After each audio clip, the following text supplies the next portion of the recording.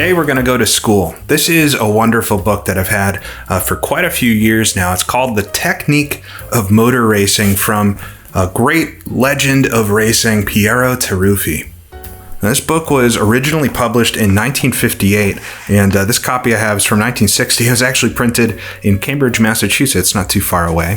But yeah, it was originally from 1958, translated to English in 1959, and it is Piero Taruffi's guide to how to be a motor racing driver, how to be a race car driver. Piero Taruffi might not be the most common name these days, unfortunately, but he was a great Grand Prix and racing driver in general back in the 1950s. And I think he actually got his start back in the 1930s before the war as a motorcycle racer. And that was a pretty common thing to jump into motorcycles before cars back then. It was an affordability thing. He actually goes to talk about that a little bit, how it's a cheaper option to getting involved with the sport. Other greats did this as well. I think John Surtees probably being the most notable for having won the championship on both sides.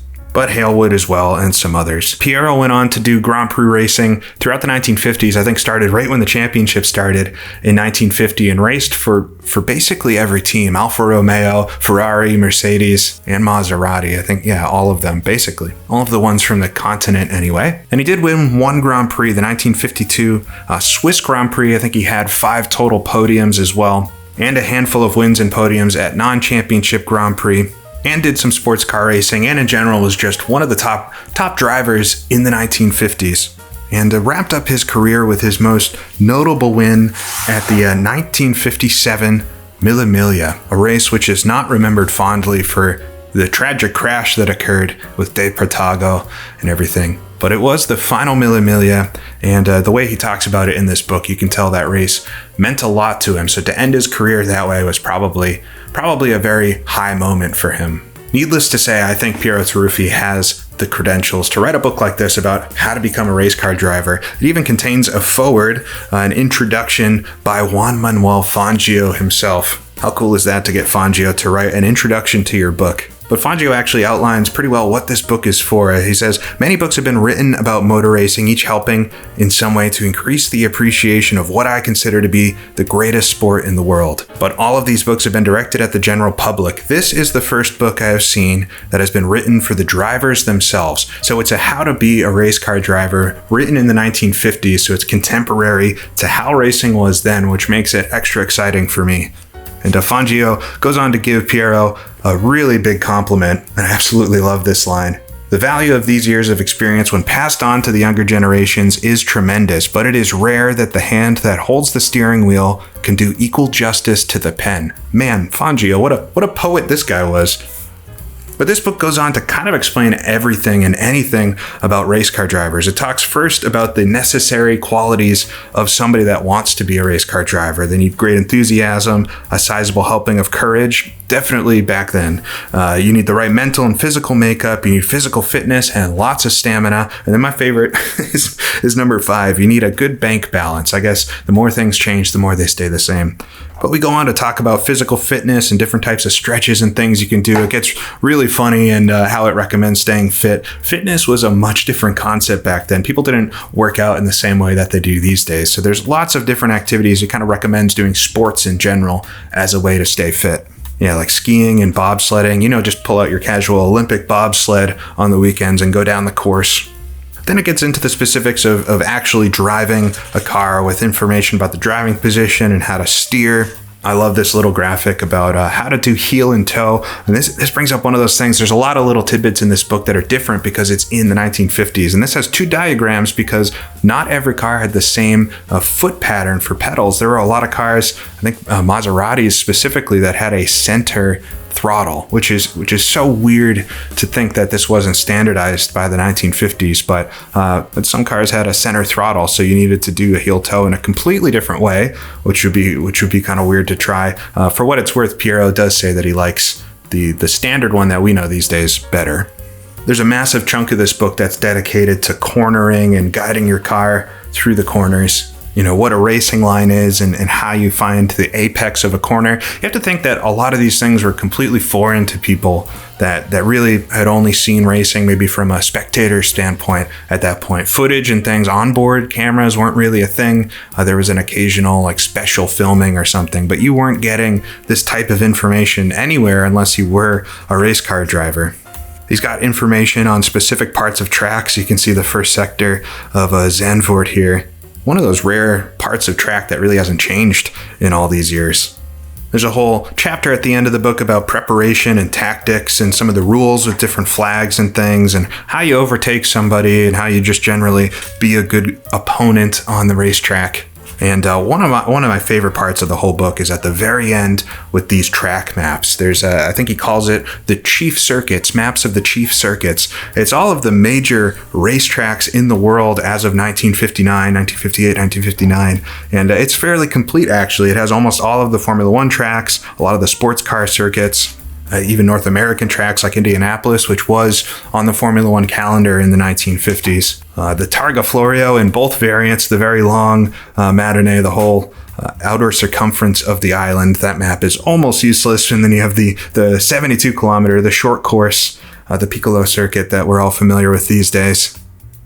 But it's just very cool, and I absolutely love this book, and I love all the information that's in it. And so I thought it would be fun to take this book and see what can be learned from it that we could apply to sim racing. It's not exactly easy to jump in a vintage Grand Prix car and bash it around, and so I might afford a unique way to test some of this knowledge and see just generally what it was like to learn from a book like this, and if any of it can help improve the experience. This is a fun excuse as well to show off a well-inspired 50s F1 mod for Automobilista 1, the original, released back in January of this year from everyone's favorite sim racing wizard, Niels Husingveld.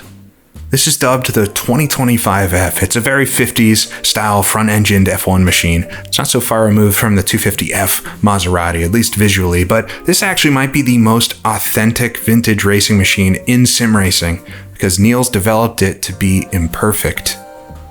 This mod features 8 versions of this same car, but each one is slightly different with suspension, geometry, tires, brakes, cooling, engine, torque, and power figures. Everything has been randomized a little bit, just within a range, 5% or so. Generally, sim racing cars are, quote, perfect. Every single piece is exactly the right size and symmetrical. Even in modern racing, but especially back in Piero's day in the 1950s, racing cars were completely built by hand, so every part was a little bit different, and this mod tries to replicate that.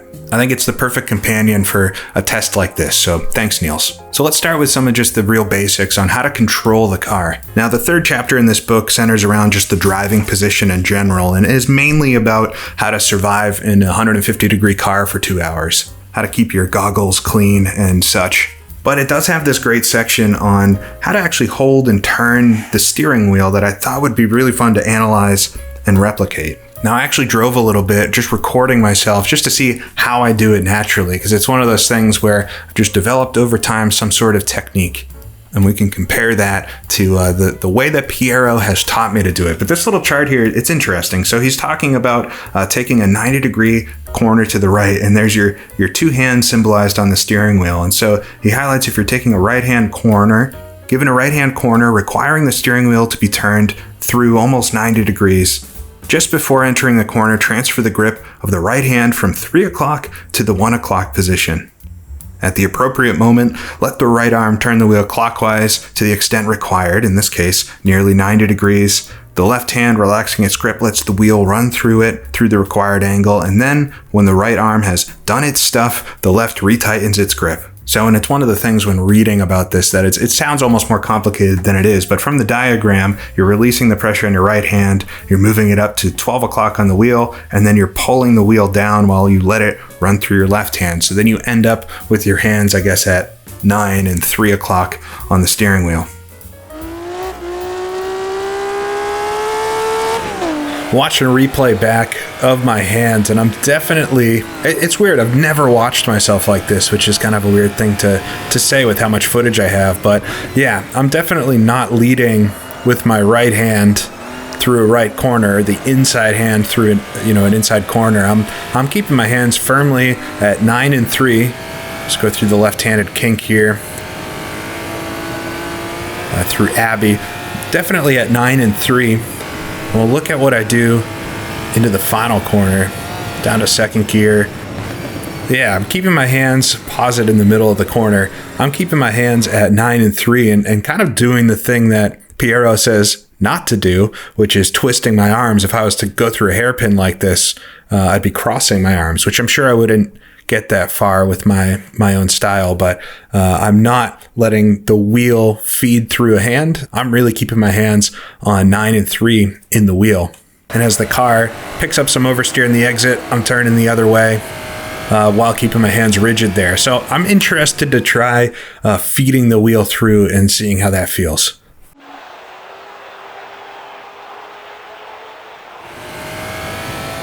All right, coming down hanger straight, and we'll try Piero's turning technique into the corner here, into stow.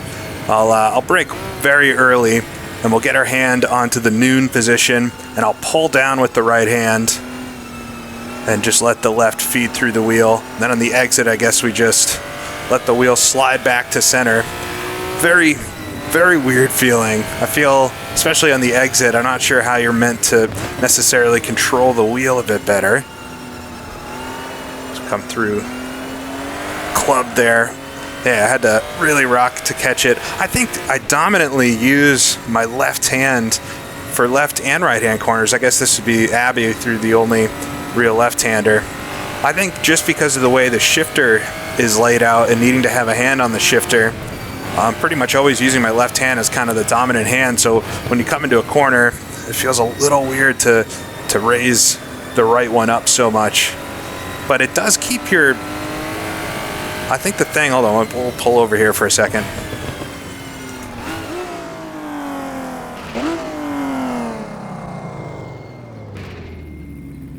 I'm thinking when you do pull down to make the turn, I'm keeping my two arms more straightforward and L-shaped, which if you're doing the thing where you are more like this, you maybe don't have as great of a function to pull back. And in a real car where there's G-forces happening, where the car is throwing you around, and you really need to brace yourself. Piero talks about bracing yourself and being cognizant not to brace yourself using the steering wheel and use the frame of the car. Have your foot resting on something.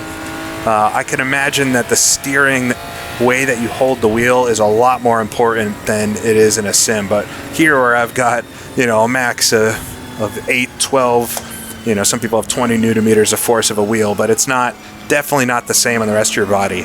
It does feel pretty comfortable though. I think it would take some practice to get corners, especially on the exits, with slides feeling right and also feeding in the shifting. But on first try, Piero, I think you're onto something, buddy. Yeah. Now that I've done a few laps with this, I'm really liking the idea of using the inside hand, the inside of the corner hand, to pull down on the wheel. It's also helping me think more about when I'm braking and downshifting, because I need to get all that done before I turn, which is something we might talk about in a little bit, but it's something that Piero talks about in the book quite a lot, that you don't really want to be turning while you're braking or shifting. And this kind of prevents you from doing that, since you really need both hands on the wheel. But yeah, interesting to change something so fundamental. I don't even really think about how I drive one of these cars, or drive any car in sim racing in general, but sometimes it's probably good to analyze that kind of thing, and maybe you can find some improvements.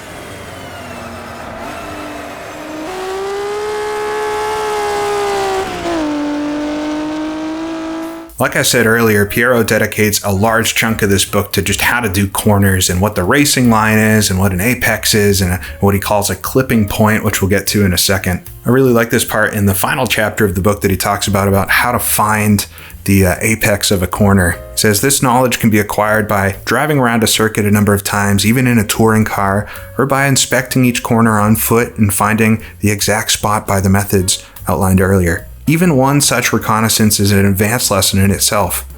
Standing on the ground, you see all sorts of things that you would miss from a moving car: uneven patches, cambers, that slope the wrong way, bits of slippery surface, and so on. I think that's something that we could actually do more in sim racing, go into free cam mode and check out a track. I think so often we'll just jump straight in a car and floor it and go out of the pits because there really isn't that risk both to yourself and the equipment, but also you're not burning fuel or tires or anything like that. So in sim racing, we can always just kind of go and find the limit the opposite way that they would have had to in real life. But this part about seeing all sorts of things that you would miss from a moving car really gets my mind thinking. And what could you find, especially as sims have these more detailed laser scanned tracks? What could you find just from jumping into free cam and checking out the track just maybe a bit closer? So in the chapter here about finding the apex of the corner, Piero breaks it up into two different apexes, which I'd never really thought of it this way, but there's a geometrical apex and the effective apex, or something he calls the clipping point. So he says to stroll around the circuit and stand at the point on the corner where the inside edges of the road would intersect. And if we flip back a page here, we can see what he's talking about. So he's saying that you can find the apex of a corner by kind of squaring off the two roads leading up to it and finding where that line intersects in the middle. But that's the geometrical apex. That's the exact actual center of the corner. There's a lot more to consider than that if you're trying for outright speed. And this is what he calls the clipping point, or Z on this diagram, which is the actual apex as we would think of it in more modern racing. He says it here, this effective apex or clipping point, or apex as we think of it now, it tells you simply and precisely the best line to take through a corner. He says here, if through anticipating the turn-in point that the car is given too little lock, you'll find yourself on the line shown in figure 21, which we can see heads you off and towards the outside. That's classic understeer. So he says to reach the exit at a higher speed, you must start accelerating as soon as possible while in the corner. You must begin your exit phase by the halfway mark and rapidly widen its radius. He's basically saying, depending on the track and the series of corners, you're going to want to maximize the exit to get that straight line speed. He has a really interesting section on this on page 110, which is talking about learning something like the Mille Miglia, but I think is actually really important to learning any circuit or even learning rally stages and things. He says, if you have time, study what I call the key corners, those which lead onto a long piece of straight. If you mistake the line through a corner that's followed immediately by another, the loss of time is insignificant. A similar mistake at a key corner may cost you a number of seconds. It's something that's maybe obvious for folks that have been racing for a long time, but it's a great way to learn about how to be fast. You don't have to be fast everywhere on a track. You really need to maximize the places, especially in these older cars, that you add the speed. And it's more advantageous to do in these corners that lead on to a fast section so that you can maximize your top speed. And I'm doing my little bit of a track walk with Woodcote Corner now, and in free cam mode here, and it looks like the geometric apex of the corner is just about where these cones are, or where it turns from these little white pillars to the cones. And so this will actually be a great corner, I think, to do some testing on. It does have a little bit of camber to it, but that'll just help the car around in general. But I'd be interested to try to do some laps where I try to get the car right to this cone as my apex, and then we can try to do a few cones down further and see how that changes the speed of the car down the front stretch here at Silverstone.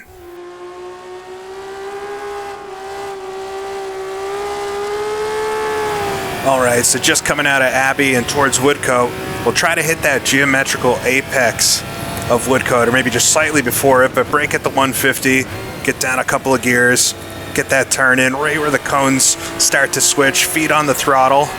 And we'll see what our speed is coming up to the motor bridge here in the bottom right-hand corner. Just about 215 kph, but 130 miles an hour or so before we start braking.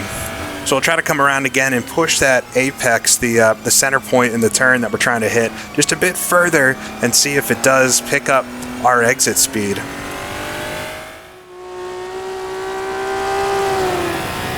All right, work my way towards Woodcote again, and this time I want to try to get that late apex, wrap the corner more, and get on the throttle a bit earlier to try to propel our speed down the front stretch, get it in a bit later on the apex. I waited that extra second, but we'll get it up the gears, and we'll see what the speed is at the bridge. This isn't such a long straight, but it should be a little bit. A couple kph, not much. It doesn't pay too many dividends on a straight like that, but it definitely was marginally quicker And if I was headed onto Hanger Straight or something, would maybe be an even better example. It would definitely pay off. Let's try to do it the other way. I'll try to apex ultra early, and we'll see if that changes things as well.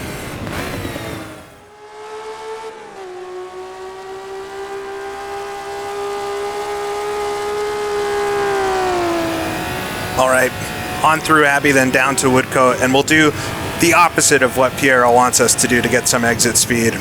We'll apex really early here, and then we'll have to keep it kind of on that inside line to get it around the corner. We'll get it up the gears, we'll get it up to the bridge, couple kph down, I think back down to 212, 213. Not such a huge difference there between the three different lines, but it definitely felt different driving, and getting that nice late apex definitely can improve the speed. It's helped me think about it a bit more. I've always known, you know, a late apex is going to help, especially in situations where you need to be tidy and make the exit of the corner a little tighter, make sure you don't run wide. Thinking about the apex point that we think of in relation to the geometric center of a corner is not something I've really thought too much about before. I always just think about where the car should apex, but how it relates to the center of the corner and what that's going to do to your car from there, it's interesting, despite it being, you know, 65-year-old information that's in this book. It is interesting to hear it interpreted in the way, especially with these kind of cars that definitely behave different and drive different than more modern machinery. The way you need to apply the throttle, the different ways you slide the car in the corner. I think the chapters on cornering, although very technical, are invaluable in this book. Now, something I've definitely spent time doing in my days with historic sim racing is arguing about the use of clutch. But in the 1950s, drivers were definitely using the clutch during all aspects of racing while shifting gears. And Piero has quite a lot of information about shifting in this book. He actually has a really funny take on shifting in general. He says here, some people work themselves into a state about which gear others use for a given corner. Why bother? The main thing is to get maximum acceleration when you come out of a corner, but every gear change that is to be made on a succeeding straight entails a loss of time. So he's basically just saying if you have to shift on a straight, you're losing a little bit of that straight line acceleration from lifting off the throttle. This too has to be considered. It pays to take the corner in a higher gear much more often than you would think. This means one less gear change to make during your approach so that your braking is much more decisive. On the whole, and this is the best part, on the whole, I'm rather against a lot of gear changing. It is less hard on the transmission. I've noticed that changing down for every corner, even when it is unnecessary, and rushing along in low gear is a weakness frequently found amongst beginners and among those who want to show off. All right, tell me what you really feel, Piero. Backaways, he describes the two main types of shifting. There's a more traditional one. First, you press the clutch, move the gear into neutral, engage the lower gear, accelerate slightly, and gently let in the clutch. Kind of your normal, just clutch in, shift gear, clutch out type shifting. Then he says there's the second method known as double declutching. In this method, you depress the clutch, move the lever into neutral, let the clutch in again for a moment, and at the same time, using the accelerator, the clutch is then pressed down again, the lower gear engaged, and the clutch pedal released. This is something that I've seen with a lot of the older cars that you had to double clutch them. You have to do the clutch, get it into neutral, then do the clutch again to actually shift it into gears. A lot of bigger trucks are actually like this, or were like this up until pretty recently as well.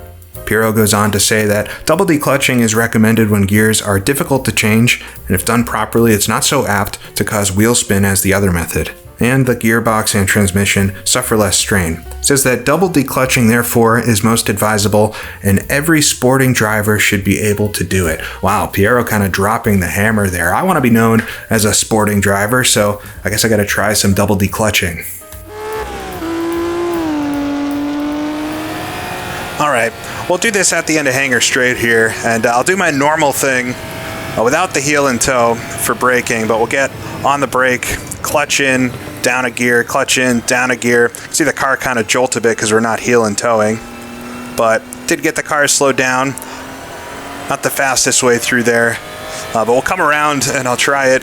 Well, I'll try it with this double clutching thing. All right, we'll try it down Hanger Straight here, try the double clutching. It's a lot of operations to do. I'm gonna do it a little slow this time in fourth gear, but we'll get on the brakes a little bit. We'll get the clutch in, put it in neutral, hit the throttle, clutch out, No, hold on, I gotta do that again. Alright, maybe with a little bit more speed this time. The clutch in, neutral.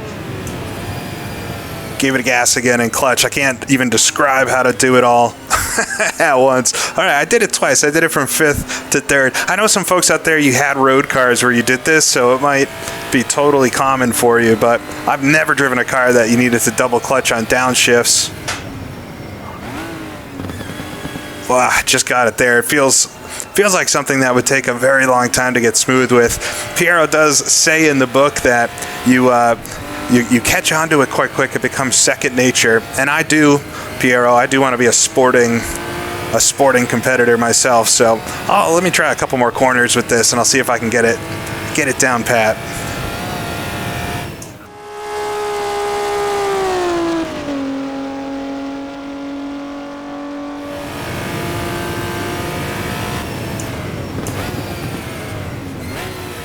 All right, I'm getting a little bit better at it. So we'll make it into stow, all right. It is a lot to learn. It's hard to do, especially at first. It kind of reminds me of taking a step back and learning how to use the clutch all over again. There we go, get it down to 3rd gear for stow. I'm not properly getting on the throttle with the neutral, which is how Piero describes it, but it's an interesting challenge. I don't think there's really much benefit to doing this in the sim. These cars, despite how great this car mod is, not modeling, transmission wear and things. You're not grinding gears. You're not throwing gears out the back end of the car, as far as I can tell. So, not something that is really going to benefit you, but is a fun little experiment. And yeah, it's definitely more tiring. I could imagine, even in a real car, that would be a pretty tiring thing to do for a full race. But I hope Piero thinks I'm a sporting driver now, or at least one in the making. And towards the end of this book, Piero talks a bit about racecraft, and I really like his thoughts in general, the ethos he has on racing. This is a good one here. He says, races are not won merely by going fast, but often by nursing one's strength and saving one's car better than the opposition. A couple pages later, he adds that it's better to drop one place in the results than to retire through overdriving, either because you've wrecked the engine or worse, run out of road. So it's one of those things that I always try to tell myself, and I really want to think through more. It's really getting to the end. If you take a second place, it's much better than DNFing out of a race, is basically what he's saying.